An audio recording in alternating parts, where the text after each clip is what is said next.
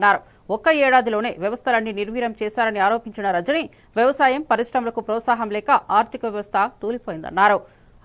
Iconic towers అంటూ మాయాజాలంతో కాలయాపన చేస్తున్నారని విమర్శించారు. రెడ్ బుక్ పాలన పేరుతో ప్రశ్నించే వారిపై అక్రమ కేసులు బనాయిస్తున్నారని మండిపడ్డారు.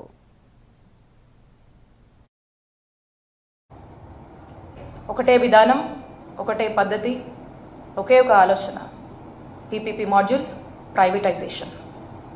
ఇది తప్పితే ఇంకేమీ లేదు, ఇంకేం కనపడటం లేదు. సో అంతలా మీరు పెద్ద పెద్ద మాటలు చెప్తూ మరి చెప్పేదానికి చేసేదానికి సంబంధం ఉండదు. అక్కడే మనకు కాంట్రడిక్షన్ వస్తుంది, అక్కడే మాకు కాన్ఫ్లిక్ట్ వస్తుంది. ఎందుకంటే చెప్తుంది ఒకటి, మీరు చెప్పిన ఏ మాట మీద కూడా మీరు నిలబడట్లేదు. బట్ వేరేజ్ ఇన్ టర్మ్స్ ఆఫ్ యాక్షన్ అస్సలు లేదు. ఇదే మోసం నడుస్తూ ఉంది, ఇదే మాయం చేస్తూ ఉన్నారు.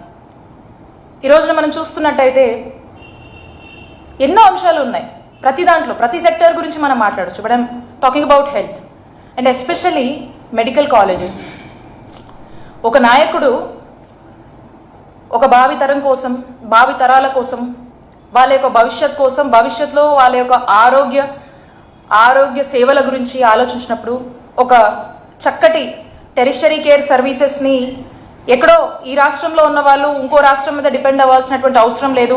నా రాష్ట్ర ప్రజలు దేశంలో ఉన్నటువంటి ఇతర రాష్ట్రాల కన్నా మిన్నగా ఈ రాష్ట్రంలో వైద్య సేవలు నేను కల్పించాలి అనేటువంటి ఒక దూరపు దృష్టితో, ఒక గుడ్ ఫోర్ ఫ్రంట్ వ్యూతో ఆలోచించినప్పుడు, ఒక 1000 మైళ్ళు వేగంగా ఆలోచించినప్పుడు, ఒక మైల్తో మనం మొదలు పెట్టాలని చెప్పి ఒక స్టెప్తో మనం మొదలు పెట్టాలి, మనం అంత ఫోర్ ఫ్రంట్ వ్యూతో మనం ఆలోచిస్తున్నప్పుడు అనే దానికి ఒక ఆలోచనకు శ్రీకారం చుట్టాలనేటువంటి ఒక ఆలోచన చేసి రాష్ట్రంలో, నాకు తెలిసి దేశంలో ఎక్కడా ఎన్నడూ లేనటువంటి ఒక గొప్ప ఆలోచన, ఏ రాష్ట్రం కూడా చేయనటువంటి సాహసం మన నాయకుడు జగన్మోహన్ రెడ్డి గారు, జగనన్న ప్రభుత్వంలో వారు వచ్చినటువంటి మొట్టమొదటి రోజు నుంచి కూడా ఒక